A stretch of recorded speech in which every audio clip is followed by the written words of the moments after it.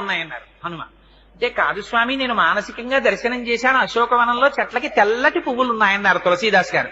కాదు, పువ్వులన్నీ ఎరుపు అన్నారు హనుమ. అంటే నేనా సుందరకాండలో వెళ్లి చూసొచ్చిన వాడివి నువ్వా, నేను చెప్పినట్టు రాయి పువ్వులు ఎరుపని మార్చన్నాడు. అంటే తులసీదాస్ గారు, అమ్మ బాబోయ్ ఇంతో మనం ఎక్కడ వాదిస్తాం, ప్రత్యక్ష సాక్షినంటాడు అని రామచంద్రమూర్తిని ధ్యానం చేశారు.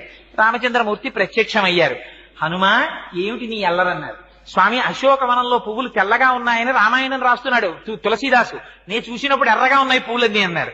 అంటే స్వామి అన్నారు, అల్లా అనకు, ఆ ఋతువులో అప్పుడు పూసిన పువ్వులు తెలిపే, నీకెందుకు ఎర్రగా కనపడ్డాయో తెలుసా?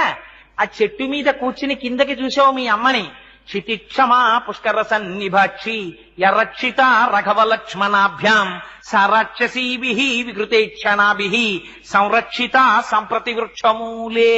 మా అయ్య రామచంద్రమూర్తి భార్య రాక్షసల కాంతల చేత పరివేష్టింపబడి ఒక చెట్టు కింద ఒక్క పట్టు